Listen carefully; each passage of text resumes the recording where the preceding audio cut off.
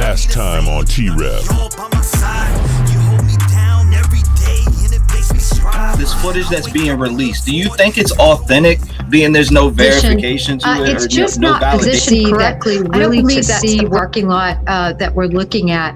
And also, if you look at the probable cause affidavit, it's very specific about how they believe Bryan Kohberger in his Hyundai Elantra did 3-point turns and did his drive-bys. It's super specific, and I think it's based on other video.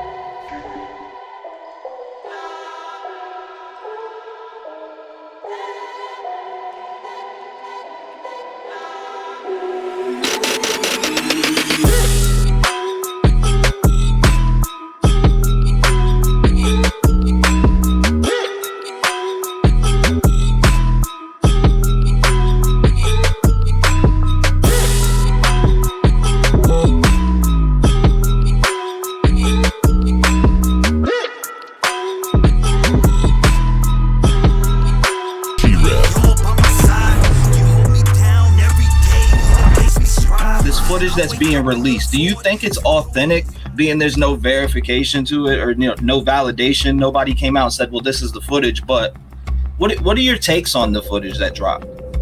So my take on this new footage is I just don't know that I trust it or that it can be believed. And even if it is authentic, which there's really nothing to tell me it's authentic, I'm really leaning toward the other position. It's just not positioned correctly, really, to see what we're looking at. I actually posted on Twitter the line of sight, how far it was away, so people could see that I don't believe that's the parking lot that we're looking at. And also, if you look at the probable cause affidavit, it's very specific about how they believe Bryan Kohberger in his Hyundai Elantra did 3-point turns and did his drive-bys. It's super specific, and I think it's based on other video.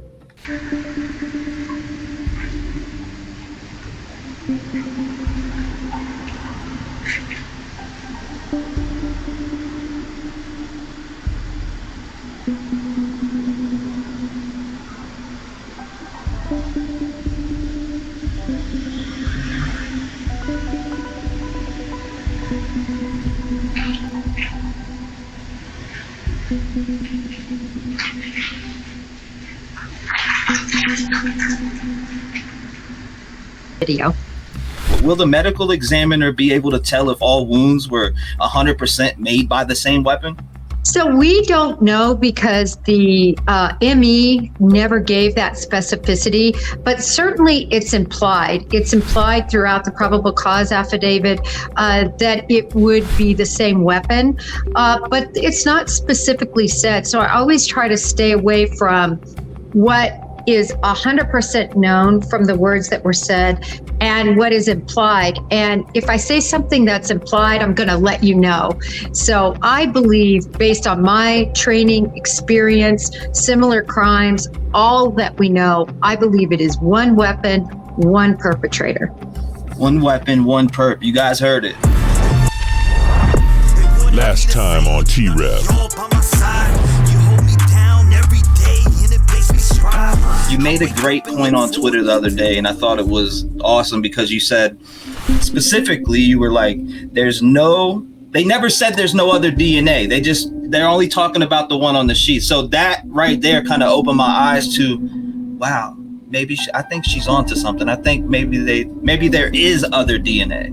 Right, there's so much we don't know. I would say, T-REV, that when we get to the trial phase, which I think will be years from now, possibly, I think that we are going to see so much more information.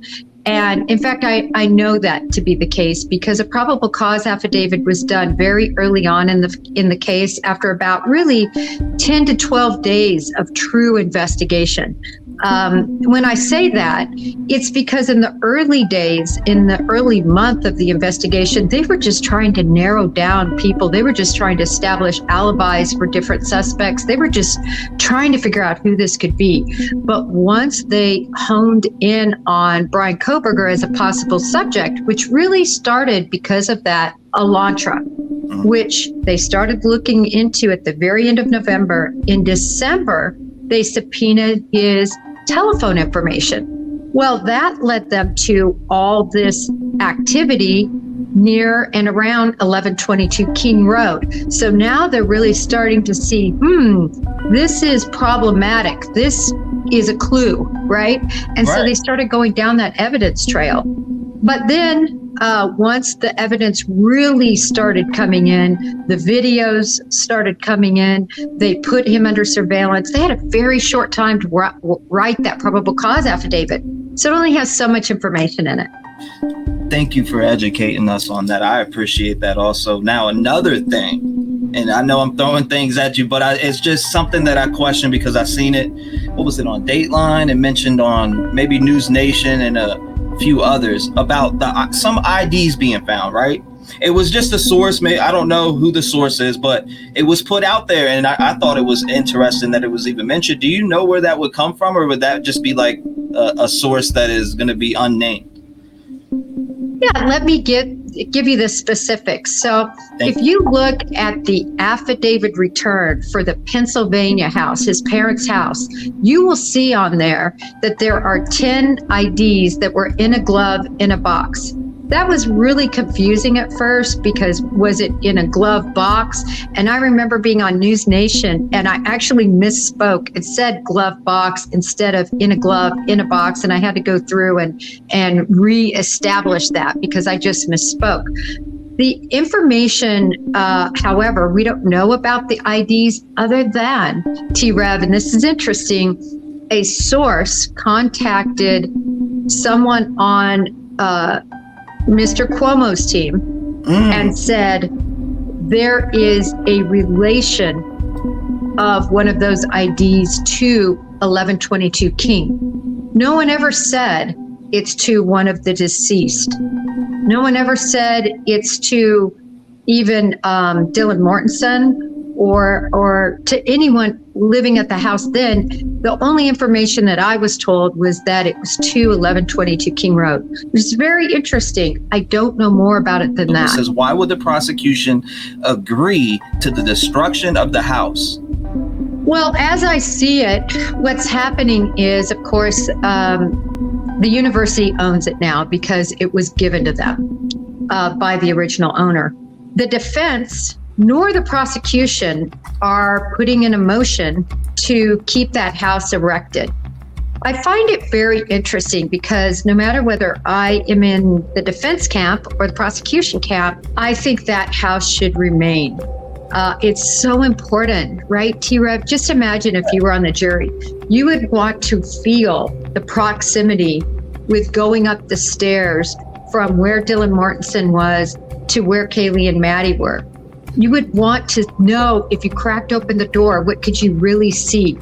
More importantly, even than that, you would want to hear sounds. Remember, there is sound from the outside of that house that was gleaned that's used in that probable cause affidavit. I would want to have somebody go outside and speak and see, or have somebody inside speak and see if it could be heard outside. I would want to hear if I could hear footsteps. All of that's so important, and videos are great, and they're going to have a very great schematic. It's been, I really need to put it on Twitter again to show exactly what these schematics and videos can do, but nothing is like being there. Nothing's like walking it and feeling it and hearing it, nothing. Rev Gang strong, justice for the Idaho 4.